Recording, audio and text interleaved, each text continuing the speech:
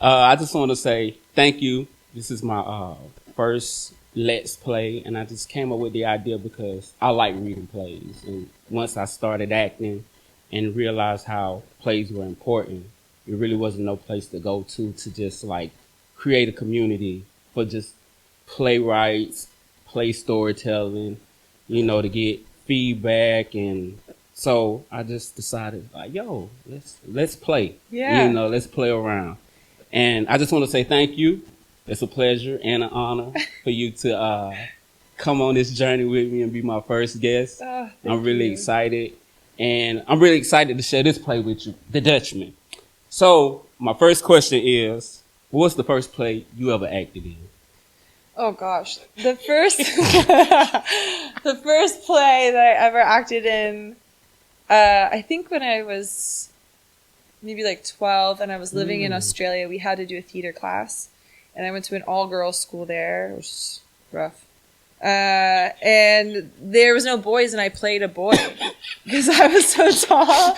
And I remember it was like we were in like detention, and I was having these like hunger cravings, so I was like hallucinating like steaks and cheeseburgers, but I did it like in an Australian accent and like borrowed like a mate's like school uniform and I remember like being like having so much fun with it, and then afterwards having like adults come up to me and be like, that was so amazing, and then I talked to them and like, you're American? And I remember like, oh crap, like that really like they really didn't think it was me, and that was like very exciting. I just remember it being so fun and exciting, and then I didn't think anything about it because it was like you kind of had to do it for school, and then I don't remember what it was called, but was that when your first interest started, or like was it always something bubbling? I think it was always something bubbling. I always was such an intensely like passionate and imaginary child, and I moved so much, so I was always new, and I always had to kind of I would be different people, or I would take on people's mannerisms, and I said to my mom that I wanted to have like my own like animal show when I was little, but then I also wanted to be like a stunt driver. Like I just wanted to be everything. Yes. So I think it was just, I don't know. My parents also had me when they were very young, and my mom was like still in school. And so there was a lot of like, go sit in the corner and play with your imagination kind of childhood time. So I think it was probably like, I would say like anyone in my family who has known me for a long time was like, yeah, always. But for me, I didn't think of it as anything real or accessible because I didn't really live in America. I didn't have any family that was in the arts. Everyone that I knew, I came from like, immigrants and Appalachians and like these people who were just like, you work, you provide, you move forward, that's it. And I remember I had a high school counselor who was like, do you want to apply to like theater schools? And I was like, why? He was like, because you like acting and do acting. And I was like, you can do that? It just didn't register, I think, until like later. And I was always doing plays in high school, but I just didn't register it as like, oh, like go pursue this thing that you really like. I didn't think in that way, I think, until someone like put it on paper for me. Nice. Yeah. So, what did you think about the play when I first brought it to you? Well, I remember you handed it to me and you're like, it's called The Dutchman. And you were like, it's very old in particular, like language wise. And I was like, oh, and I thought I was going to be like, like some like 1800 like Shakespearean, like me with like a dictionary, like going through it. And then I understood what you were talking about in like terms of like context of the time and like what experimental theater was at that time period, and like the datedness of it, and this like weird, I mean, I think like what's so funny is nowadays I feel like we have so many things that are almost purposely in this way, like film, TV, and theater wise, where they're like feels like you're in a fever dream and people are speaking a language that only like lives in that world that you're watching. But of this like period of when it was written, it was like no one was playing in that dangerous pool, so it was, I was intimidated at first because I was like, I gotta do my homework, and then I read it and I was like, whoa, this is so fascinating. And I read it like 6 times and just like went into the nerd element of it. But I was excited because I also like, I like it when someone is like, have you ever heard of da da da? And I'm like, no. Like I want to expand past what's like the usual, the YouTube university element. I want to like be introduced to new thoughts. Mm-hmm. Yeah. So what character did you relate with the most? I mean, I think if like someone was casting me, they'd be very specific about who they think I could play, you know. And I also think like reading it, it felt like a discussion of the writer, maybe also with himself, not just alone with like society. Like it felt like how I talk to myself in my brain sometimes. The conversation between Lula and Clay. I think Clay is maybe slightly as the straight man of the piece is like much more relatable of someone who's just like, I'm just trying to do my thing. Yeah. You know, like I'm just trying to like get to the next place. Yes. To the best of my ability. Yes. You know, and I think also there's like an element of like not necessarily not wanting to, like, I think he is excited by the concept of being special to this person for some reason, but does not want to stand out amongst the crowd. Yes. And I think, like, 100%, you know, like, as an artist, I'm like, I want to do these great imaginary things, but I'm like, I wouldn't wish fame on my worst enemy. Yeah. You know, I would like to keep my anonymity as much as possible. So I really related much more personally to his character. Yeah. I thought Clay was really interesting for that fact that having a white woman notice him, like what kind of power and what that did for his self-esteem. Yeah. You know, to have somebody who's so you can't touch, you can't look at, but to be, you know, swooned in by you and fonded over you and, you know, and just all in your art. I was like, damn, I bet you his self-esteem was like all over the place. Yeah. And also how it could have been challenging to accept that kind of love. Like, is she playing with me? Yeah, is this a game? Yeah, is this a game, or does she really like me? Or, you know, like how to tiptoe and navigate around that. And then he starts like behaving like her a little. You know, it's like that. It's like the temptation of acceptance, and then also like the power. You know what I mean? Like if you could live and like the people who you think are in charge, if you could live like them for like 5 minutes, you know, what would you do with that kind of power?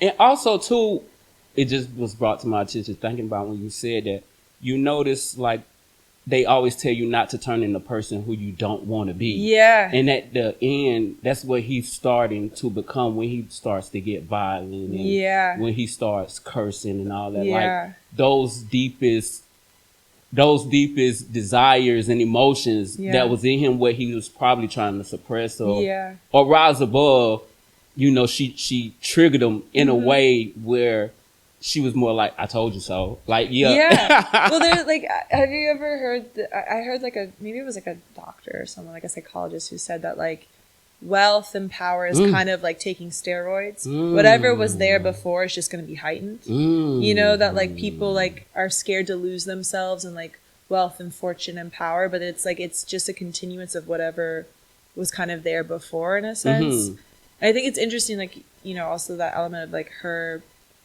pushing him to a point where he cracks, you know, just to test that he's not as strong as he thinks. Wow. And that kind of like, even though he's like kind of standing up for himself a lot, like he does become like this, you know, anyone else, like the other observers would be like, oh, well, he asked for it. Like this it's like all of a sudden that's the behavior we pay attention to.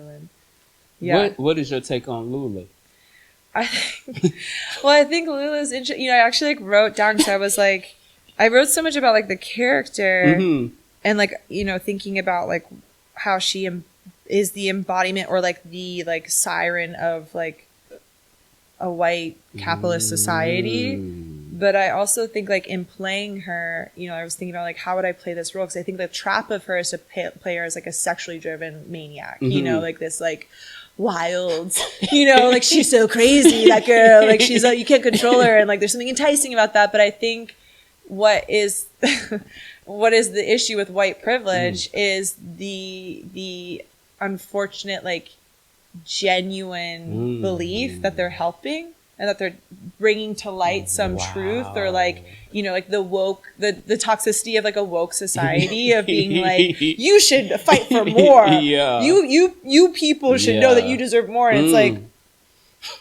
okay, you know. Yeah, like, I just realized that. Yeah. And also like not taking into context that like being as like, you know, indulgent and entitled and like throwing trash everywhere and taking up space and making a scene without consequence is a luxury. You know, like if you're a minority in a society, you don't have the luxury to make a scene, to say how you feel, to take up that space. Yes. And so she's so like, it is like that American privilege. Like there is a lot of like privilege in like her unhinged behavior, because there's no consequence for her. Most definitely. The only consequence is when Clay says something to her. In defense of himself. Yes. You know, then that's when the consequence, and it's still not even really no consequence for her. No. You know? No. And it's so funny. I was watching an interview with about Amari Baraka, and he was saying the same thing. He was saying that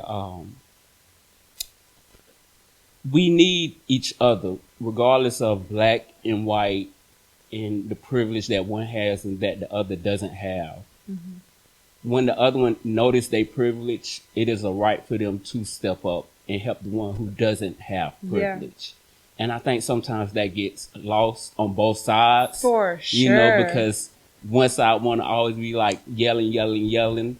And the other side, instead of, you know, taking a step back and trying to educate the privileged or the unprivileged, I think sometimes we want to be seen more about, yo, look at what I'm doing versus like, let me see how I really can be a part of this bigger conversation. Yeah. Like that whole, like walking through the door, but holding it open, you know, not just walking and letting it close behind you. And I think it's interesting because she brings up, like they say tenement so much, especially being in New York. Like, I don't know if you've ever been to the Tenement Museum in New York on the Lower East Side.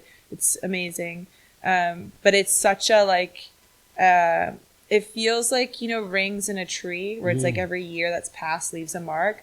Every generation of like immigrant or minority that's gone through New York has left its mark, but every generation that comes after that became the bad guy, you know, and there's like that element in this of like her talking about like the next type that's coming in, like this like American tradition of us being a place for immigrants, you know, like Caucasian people are not the native people of America. I don't know if we forgot that or not. Most of us came on boats, you know, just putting it out there.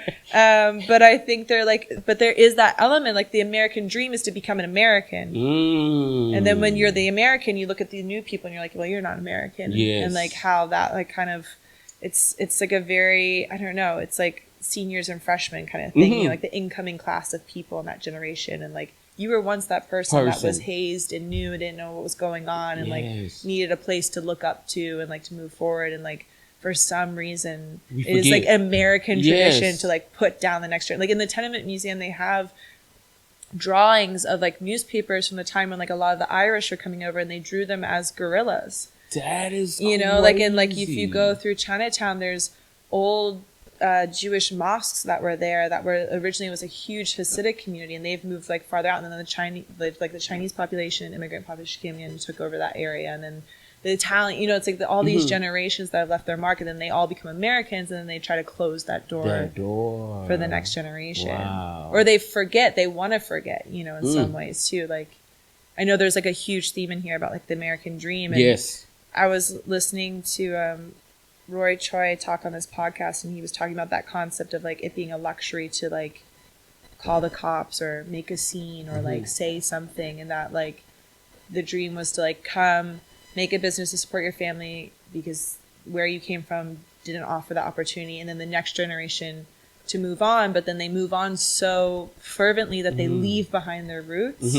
You know, like Clay being this middle class like suit with his magazine, you know, the American dream, and Lulu calling him out, being like, well, you're just whitewashed, you know, you forget who you are. And he's like, well, my dad wasn't on a slave plantation. My dad was like I think he says like a taxi driver, or, you know, like he's like, I'm not that generation. But it's like, I don't know, I think there's such a battle of like maintaining culture and cultural roots in a sense of who you are, but then also like the American dream is to become an American, become it's this like success, you know. So interesting too, because the title, the Dutchman, when I looked it up about the Dutchman is a ghost ship, you know, and I was like, oh, what the world? And then just how it's a journey to a never ending place, and that's kind of like what the train and the American dream kind of represents, because like what is the American dream? Like, where's this train taking me? You know, is this train taking Clay to that dream, or is he just another person thinking he might get to the dream but don't even make it to the next stop? That's so true. And it's a curse, right? Like the Dutchman is a curse. It's not necessarily like a blessing that they're a part of that ship. Like it's, and I think, I don't know, like the biggest question, I think what's like fortunate and unfortunate about this play is how not much has changed, you know? And I think we still like are asking ourselves like that, you know, like the carrot at the end of the stick, who's holding it? You know, like who's in power of like this thing that we are always just a little far off from getting. Yes. It's so interesting that you said curse, because I really didn't think about it, but how, I don't want to say the American dream is the curse, but if you really don't have no way to commodify a dream or to see a dream, it's just still an idea. Oh, yeah. And once they, you know, because that's embedded in us, just like how you say when parents come from other countries to hear, like, oh, get the American dream. So, you know, that's what everybody is chasing. Yeah. But when we're not really given no set thing to reach for or to go get, when it's just an idea, then I think that's when we become frustrated and we really don't know how to go get the dream. You know, we just feel like we're just passengers on the train. If you don't have like a game plan or any representation, if you don't have representation, why would you ever think that or how would you ever know where to take yourself? Or you even need to be a part of that dream. And I was wondering, was Clay, you know, thinking about that, doing the whole train ride to get to the party? You know, what's he thinking about? Is this a place that I belong? Because what does he say? He's like, I idolized Baudelaire, or whatever, you know, like this French white poet, you know, and there's such a thing where it's like, you know, if you're, I think, you know, like there's, what do they say, like environment, like nature versus nurture kind of element. But at a certain point, like, especially as like a little kid, everyone starts to pick people that they idolize. And if you don't have anyone that looks like you, you're idolizing different people, and then you're mimicking yourself after someone who has such a different access to life than you. So like it is that kind of thing of like sitting on this train wanting to be like the Black Baudelaire. Like, am I going to my next destination, or am I just sitting on this train thinking about an idea? It's so funny you say that, because being an artist too, and you know, when I look at other actors and stuff that I really admire their work, and I don't know if it's like second nature, but I'm like, damn, I gotta have somebody black. You know what I'm saying? Like, I just can't. So true. I can't have everybody. I mean, even as like a woman, like growing up, like a lot of the roles that I wanted to play, I was like, I both want to like be in love with Harrison Ford and then be Harrison Ford.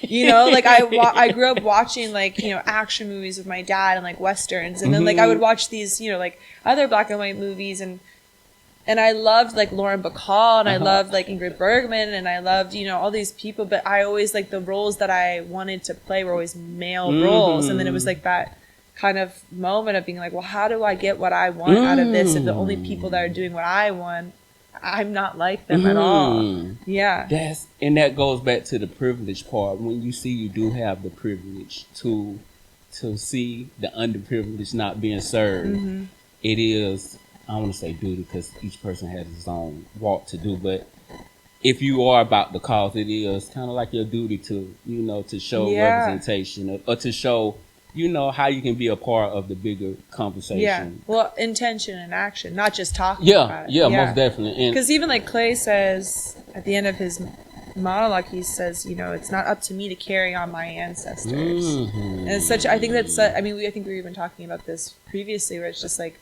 what is your responsibility as like a member of this community to carry that forward?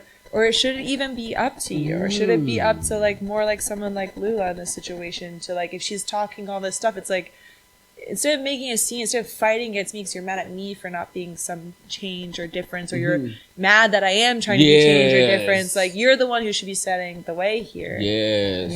It's so funny too, because when you think about the change in black and white, especially in America, being so polarized, instead of us just being American. And I think we haven't grasped that concept yet. So we're always holding on to ancestors and to the past, because we really don't have no way to bring us together. as even one. like the delineation, like it's like they don't say white American. Yeah. They say like I'm an American and he's Asian American. Yeah. And I'm like, what? You know, like the categorizing of everyone. Yeah. Yes. And I think also too, especially now in these times, class is more than race now. I think so, and especially going back to the play, even the class where Clay comes from a different class of black people. Yeah, middle class. Yes, he's upper middle class. Bourgeois. You know what I'm saying? Yeah, at that time, like he's riding in the train. Yeah, you know, in the front, like who you think you is, you know? Yeah. And still not being able to, you know, to appreciate the struggle that his parents afforded him the opportunity to sit in the front of the train. Yeah, he talks about the plantations being heaven. It's crazy. So, what did you think about the conductor? The conductor was really interesting. The conductor is like the like wild cherry on top of the cake of this play, where I was like, it's so specific, right? He does soft shoe, you know, he dances in and like is kind of like not necessarily like a clown, but it's like this.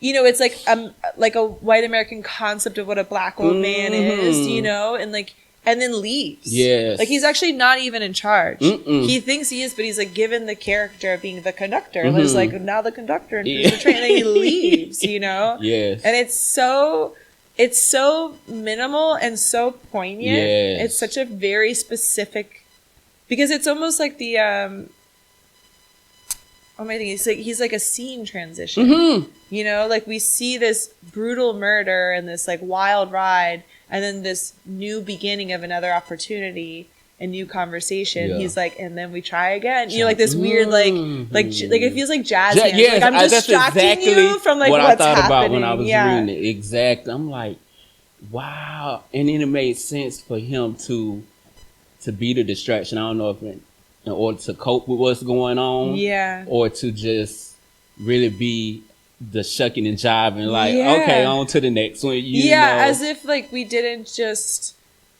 watch a brutal murder in front of us. Like, seriously. And I think that's like what's so dangerous about, I mean, the 60s in America was like such a civil rights movement. There were so many race riots, like even Detroit 67, you know, like that play is like very in the context of something that is this time. And I think like, unfortunately, it's still very present in America today, but I hope that a lot of our attention paid to it is to be more in shock rather than casual about it.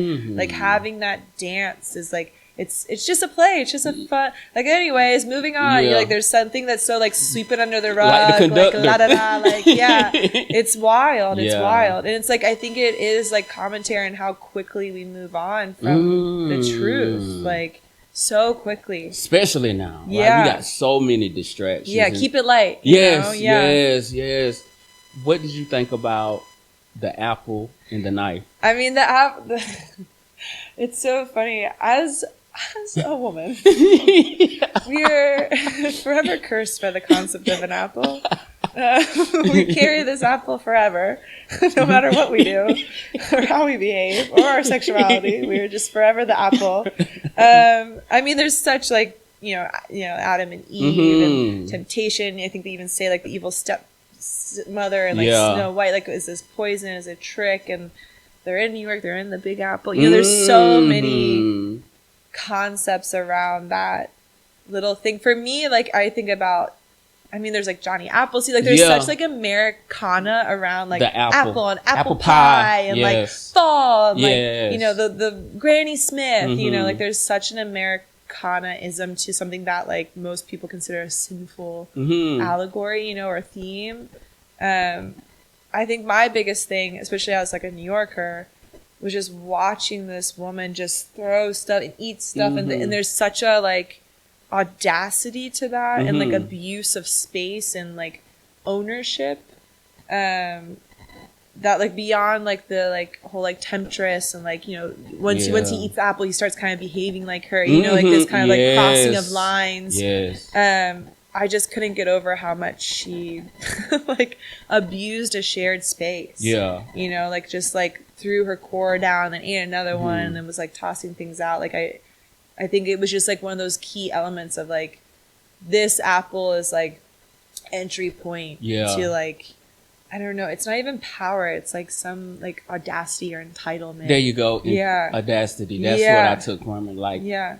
Who is Clay to have the audacity to sit up here and to talk to me this kind of way and not even acknowledge me and not act the way that I think he should act. And also I took the apple as her teaching him. You know, her teaching him like, oh, this is how it's finna be. This is how we do it. Yeah. You can come in here all dressed up and act all polite. I don't even have to do none of that. Yeah. And I still get as much as you do. Yeah. That's crazy. It's crazy. I mean, like when you ride the train in New York, and I've been guilty of this too, because like in New York, we're such like street rats, you know, like we're such like A to B to C to D. And and I've like been on there with like my coffee and my breakfast and I'm like, you know, thinking, you know, we all do that. But there are certain people like how she behaves in the play who, you know, like man spread and have like a full Chinese dinner and are just, and it's like, it's something about like this, like I own this environment and there's no consequence and don't even try and tell me to do something different. That is really, crazy. It's a very specific brand of power in public transportation. Yeah. And is it something recognized in the trains? Yeah, I mean, they put up signs. Oh, for real? They'll put up signs that'll be like, please, like, share the space. And there'll be, like, a picture of someone, like, going like this and, like, cutting their toenails. Because people do crazy-ass shit like that on the train. Like, that is New York. You were all in it together, supposedly, you know? And you bear witness to someone's, what we would consider, like, a private moment in public, you know? And there's something very, I think at times, like, brave and bold about it. And then there's also something that's very arrogant about it. Yeah. What do you think about the other passengers on the train? It's wild, you know, because the play starts and it says that only his chair is lit up, even though we know he's in a train. And it's almost like target practice, you know? And then I think, like, even though we know people are coming in and out and time's passing, it almost adds to that, like, weird, like, hellish limbo that he's in. That all of a sudden he's, like, aware once things start to get a little too uncomfortable of like how many people are actually there and like witnessing this and not doing nothing. And I mean, and they're so casual in it too. Like they, you know, they immediately follow her lead. Yeah. They immediately follow her, which I think is like, like as much as like even present day, we talk about like Black Lives Matter and all these movements and equality and like Me Too and like, I think people are better at hiding it these days, but I think most people would rather not make waves. I think most people would rather be passive, and because it's easier and it hurts less. You know, I listened to this really great conversation. I keep shouting out podcasts on your podcast. I'm really sorry. I'm so sorry. You good. I'm so sorry. Hopefully they can join us too. Okay, good. Yeah. One of my favorite podcasts is Talk Easy with Sam Fragoso, who's so intentional with how he speaks to people. And he did this great interview with a author who was talking about like mainly reminiscing, but really like the kind of lesson of it was how important teachers are. Yes. And he told this amazing story about this teacher that he had who did this lesson with like a class fish, right? And the whole concept was about like sometimes you might do something good, but there will be consequences, and you have to be able to still do that good thing and know that you can live with the consequences. And then you have to decide in that moment, like, will I do the good thing? And he did this crazy lesson where he like gave them a class fish, and they're all so excited. They were like, oh, we have a fish. And then like midway through the year, he took out the fish in the beginning of class and he put it on the ground. He said, anyone who picks up this fish goes home today, goes home from school, and you get a mark on your record. And everyone just sat there looking at this fish flopping, like literally drowning. And at a certain point, two girls stood up and they grabbed the fish and they put it back in the tank. And he goes, okay, ladies, grab your bags. And they were like really upset, but they were like mad, and like no one was understanding what the lesson was. And they put their bags on. He's like, I want you to hold your heads up high, because sometimes you'll do good things and there will be consequences. And you chose to still do the good thing even though you knew there would be a consequence. And then the guy he was interviewing was one of the kids who didn't do anything. And he's like, and that made me think like, why didn't I do it? Just because he told me so? Yeah. I didn't do it? Yeah. And what is that battle of knowing that sometimes doing the right thing is not going to be majority of the time is not easy. And I think a lot, that's like those people on that train, you know, sitting there and being like, this woman's harassing this man, or this man just got murdered, but like, are you willing to be a part of the problem in order to make a change? And I think most people don't. They want to, we're all trying to get through, you know? Even Clay, he's like, I'm just trying to get to the party. That's it. That's it. That's it. You know? It was so interesting, too, with his name being Clay. Yeah, like molding clay, Yeah, and I didn't realize that until after I finished reading the play and I started, you know, doing research. I was like, duh, that makes so much sense, how impressionable he is and how easy he can be lured in and, you know, and mashed together and, you know, pulled and stretched the way that, you know, somebody else wants, you know, versus to him knowing his best judgment. And then when the clay cracks, you know, it ends up with him. Also, I think purposefulness of him being younger than Lula, you know, and like that kind of, I mean, you know, you're ex-military, you know, Navy, like there's a reason why people go to high schools to enroll. Yeah. You know, that there's enough like naivete and spunk in like an 18-year-old to a 25-year-old that still thinks that they're immortal and untouched by the generation before them. You know, like age is the lesson of learning what age is. You know, the only way you start to learn about like sentimentality or baggage, or when you get older, you understand this, is to literally get older. You literally cannot earn it or learn it until it happens to you. Yeah. And so like a youth or like a young middle class man is a perfect target. Especially back then in the 60s and just that time when Black beauty wasn't really a thing to be celebrated or recognized, and then to have someone else recognize. And it's so crazy too, because I feel like that a lot. You know, about being, I don't want to say, I'm like the cool Black person, like the one like everybody likes. So I can relate with Clay with that a lot. Like I can fit in different kind of spaces with different kind of people. Yeah. And I know that, and I'm aware of that. So I'm also conscious of how I act and how I present myself, because sometimes I know like that's the only representation of Black people that some people are gonna see. You know. Do you feel like you have to do that?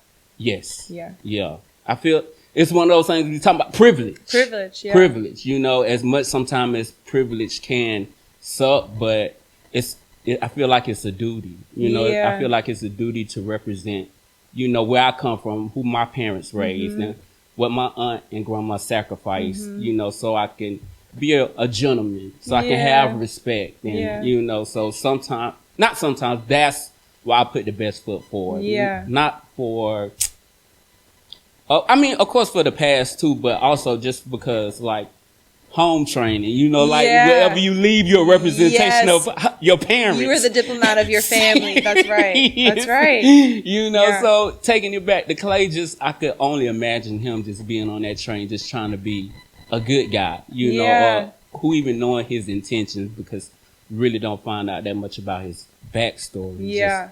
Just know who he is in the present. Yeah. He's faced with this real life obstacle at this moment, you know, and how to overcome this.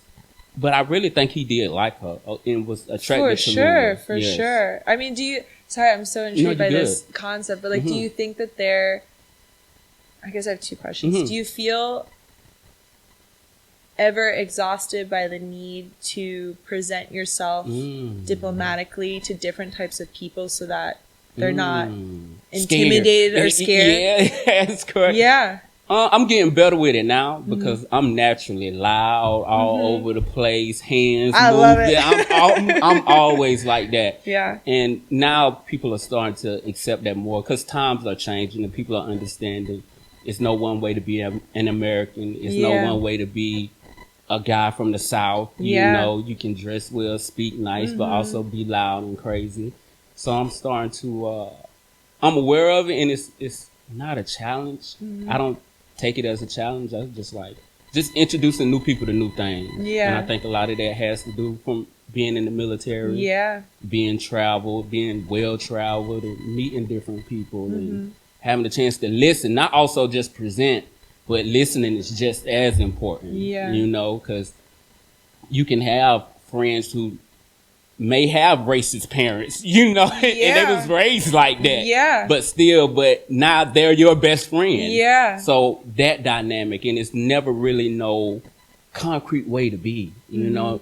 And I think one of the beauties especially about being an actor and being an artist, is when you really get to see two sides of the story. And as much as Lula is like yeah, she's the bad guy. Yeah, but it's just like, wonder what she has been through to get to this point. Yes, exactly. You know, like what has pushed her to what has even given her so much right to kill somebody in broad daylight, not giving an F about consequences or repercussions, and to be able to keep on going on to the next, you know.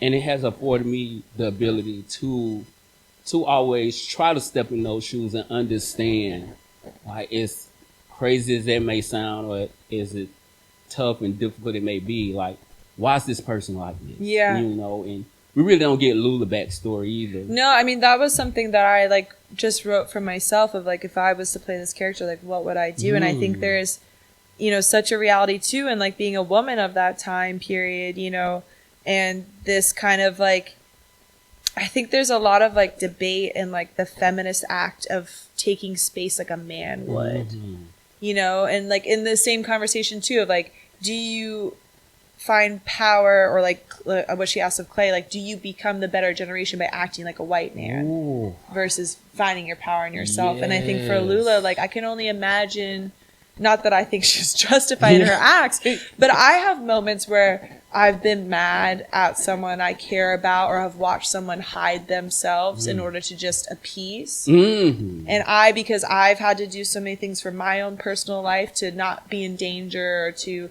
have power, to use a situation to work for me, even though it feels like it only works for, like, the men around me. You know, like, I've done things in my way of being able to not necessarily manipulate, but, like, amend myself to that moment.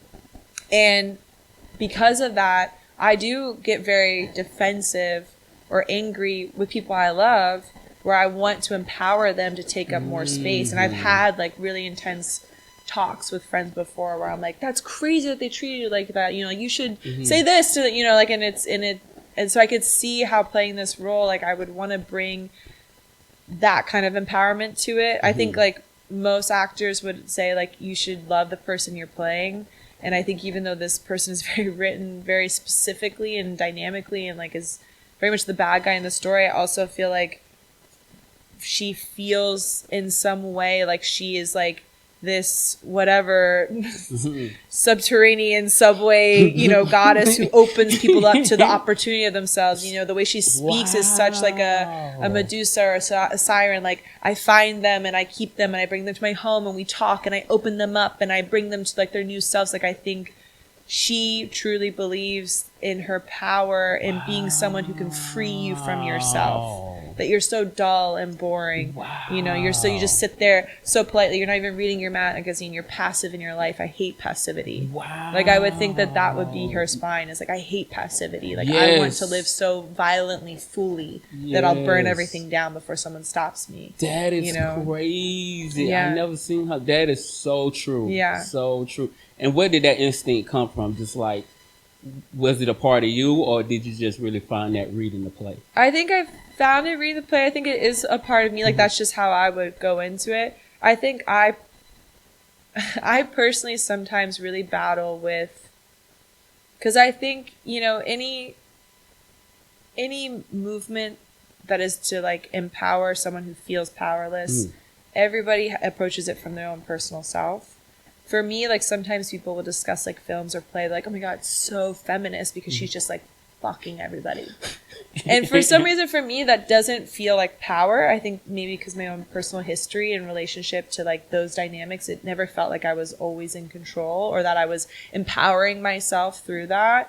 So I think, like, just reading her, you know, like, touching his thigh and she's wearing a skimpy outfit and she purposely, like, makes the scene as, like, center of attention. It's so against who I am that the only way I would, for me personally, be able to bring myself to that as an empowering, genuine character who really believes in what she's saying is through the dynamics of being like, I refuse to live a life of little. Yes. You know, I refuse to like watch people sit there. Like you and me, we could ride this train to that party and have a hell of a time. Mm-hmm. You know, but you're sitting here being like, you know, Yeah, you being know, good. Being yeah, a good boy. yeah. And like there's nothing good that's ever come from being good. Yeah. You know, like that's what she learned out of life. Yeah, I Yeah. like that.